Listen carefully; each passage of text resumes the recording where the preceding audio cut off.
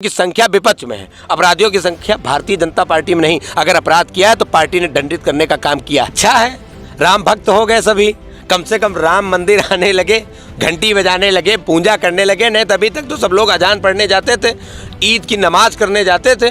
पहली बार योगी जी और मोदी जी के नेतृत्व में सभी मंदिर जाने लगे। अभी तक क्यों नहीं? जैसे जय श्री राम कहने को बोला जाता था तैसे सब लोग किनारे हो जाते थे। अब कहते हैं जय श्री राम बहुत अच्छा है, सभी लोग जय श्री राम का नाम ले रहे हैं। मैं बधाई देता हूँ सभी नेताओं को।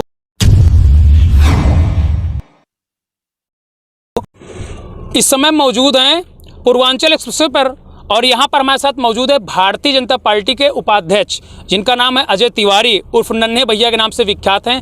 काफ़ी सुर्खियों में रहते हैं, तो हमने सोचा क्यों ना द यूपी टीवी पे इनका भी एक इंटरव्यू लिया जाए आगामी विधानसभा के चुनाव को लेकर। नन्हे जी, सबसे पहले आप बताइए कि इस बार अब की बार किसकी सरकार?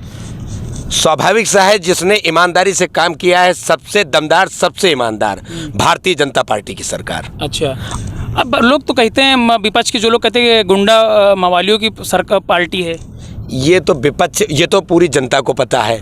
और भारतीय जनता पार्टी और आदरणीय योगी आदित्यनाथ जी के बारे में सबको पता है कि अपराधी उत्तर प्रदेश में आने से पहले 100 बार सोचते हैं। और थानों में, आप पत्रकार हैं, आप लोग तो दिखाते रहते हैं कि थानों में अपराधी हाथ उठा के आता, कहता मुझको सरेंडर करा दो। तो ये उत्तर प्रदेश वही उत्तर प्रदेश है। बुलडोजर चलवाने का काम किया गया।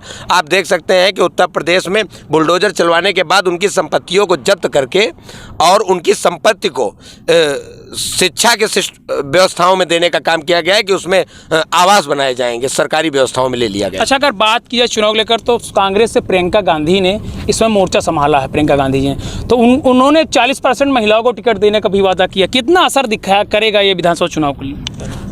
40% देने के लिए कह रही और राष्ट्रीय अध्यक्ष बनाने के नाम पर उनको कुछ दिख नहीं रहा।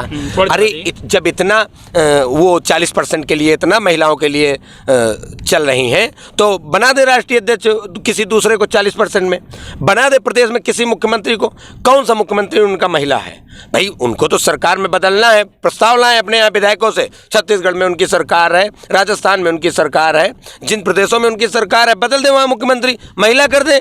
वहाँ किया नहीं, यहाँ पहले महिलाओं को। किसानों का जो है कर्जा भी माफ करेंगी, उनका जो प्रतिज्ञा पत्र है। जब उनको उनकी आने की उम्मीद ही कहीं नहीं दिख रही, उनके 6 से 7 कैंडिडेट जीतते हैं अभी तक, 4, 5, 6, 7, और वो सीधा 300 पार करने की बात कर रही। तो इसको तो हमें मजाकिया लहजे में लेना चाहिए। कोई अखिलेश जी कहते पिछली सरकारों में रहे हैं तो उनकी बात सुनी जाती, लेकिन चलिए अच्छी बात है, उनके विचारों को हम लोग।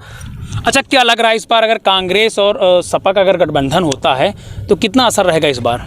जब सपा और बसपा का गठबंधन हुआ तो भारतीय जनता पार्टी का कुछ नहीं कर पाए। और भारतीय जनता पार्टी, जनता समझ चुकी है कि सबसे ईमानदार कौन। हमारे राजीव गांधी जी ने कांग्रेस में कहा था कि हमारे यहाँ से 100 रुपये जाता है, नीचे 1 रुपये पहुँचता। भारतीय जनता पार्टी में ऐसा हुआ कि 100 रुपये अगर आया है तो नीचे 100 जाएगा, 1 रुपये लेने वाला कोई नहीं। और कहीं भी आरोप नहीं लगे कि 1 रुपये अगर किसी से गलती से ले लिया तो उसके ऊपर ऐसी कार्रवाई हुई कि जेल भेजने का काम हुआ। सस्पेंड और निलंबन नहीं हुआ, सीधा कार्रवाई, सीधा तुरंत उसके ऊपर जेल भेजने का काम। अच्छा, विपक्ष के लोग ये भी कहते हैं कि तानाशाह की सरकार, तानाशाही सरकार में चल रही है। तानाशाही, अब ये जनता को तानाशाही न लगे, विपक्ष को लग रही है तो बहुत अच्छी बात है, क्योंकि विपक्ष की पार्टियों में अपराधी हैं। आप मुख्तार अंसारी को ले लीजिए, आप शहाबुद्दीन को ले लीजिए, आप कितने बड़े बड़े अपराधी हैं, नाम गिनाना ठीक नहीं, लेकिन अपराधियों की संख्या विपक्ष में है, अपराधियों की संख्या भारतीय जनता पार्टी में नहीं। अगर अपराध किया है तो पार्टी ने दंडित करने का काम किया है, चाहे जहां आप ले लीजिए। आप चाहे मैं नाम नहीं गिनाऊंगा, लेकिन आप स्वयं में पत्रकार हैं, आप जान रहे हैं कि जहाँ भी जिस हमारे कार्यकर्ता ने भी अगर अपराध किया, कहते हैं हमारे कार्यकर्ता कहते हैं, उनको ये ठेस रहता है कि हमारी थाने में नहीं सुनी जाती। क्यों? क्योंकि अगर कार्यकर्ता ने भी गलत किया तो उसके साथ भी भारतीय जनता पार्टी नहीं खड़ी हो पा रही। इसके लिए कार्यकर्ताओं को ठेस है, लेकिन भारतीय जनता पार्टी ईमानदार है, इसमें भी हमको कहने में कोई। अच्छा, रणनीति इस बार किस रणनीति से चुनाव में आप लोग उतर रहे हैं?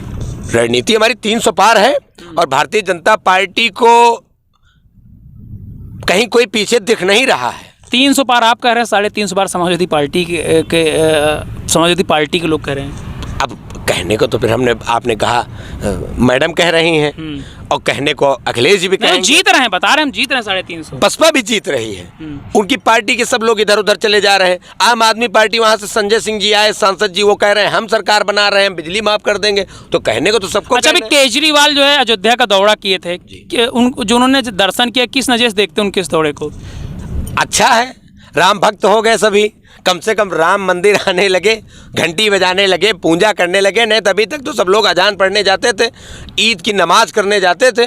पहली बार योगी जी और मोदी जी के नेतृत्व में सभी मंदिर जाने लगे। अभी तक क्यों नहीं, जैसे जय श्री राम कहने को बोला जाता था तैसे सब लोग किनारे हो जाते थे। अब कहते हैं जय श्री राम बहुत अच्छा है, सभी लोग जय श्री राम का नाम ले रहे हैं। मैं बधाई देता हूँ सभी नेताओं को, ऐसा ही होना चाहिए। अच्छा, मेरा लास्ट क्वेश्चन है कि इस बार जो चुनाव होने वाला है, ऐसा लग रहा है आपके फेवरेट मुख्यमंत्री कौन रहेंगे?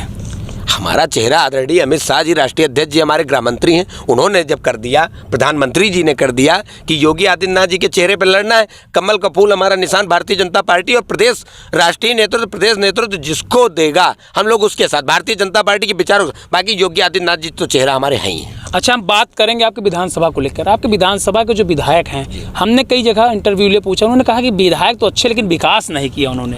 हैदरगढ़ की विधानसभा विकास किया है, विकास उन्होंने भी किया है, विकास में कोई कमी नहीं है। आप 2 करोड़ का पुल आप टीकाराम बाबा से दतौली रोड पे आ जाइए, सीसी रोडों का निर्माण किया है। ये है कि विधायक जी भुना नहीं पाए, इनके पास प्रचारक नहीं थे ज़्यादा, लेकिन जैसे कि काम विकास तो भारतीय जनता पार्टी ने खुद ही कर दिया अपने विधायकों के लिए। कोई सरकार तो भारतीय जनता पार्टी की है ना। किसानों को जो फायदा मिल रहा है वो विधायकों के ही नेतृत्व में तो मिल रहा है, जो सरकारी योजनाओं का फायदा मिल रहा है विधायकों के ही नेतृत्व में, और जो भी उनका निधि है वो इसी क्षेत्र में तो खर्चा हो रही है, कहीं अलग तो लेके जा नहीं सकते। बाराबंकी में क्या स्थिति रहेगी भाजपा की? भारतीय जनता पार्टी अपनी 6 के 6 सीटों हम लोग निकाल के देंगे, और भारतीय जनता पार्टी 6 सीटें यहाँ से जीतेंगी, और आदरणीय शशांक कुसुमेश जी हमारे जिला अध्यक्ष, उनके नेतृत्व में हम लोग जीतेंगे 6 की।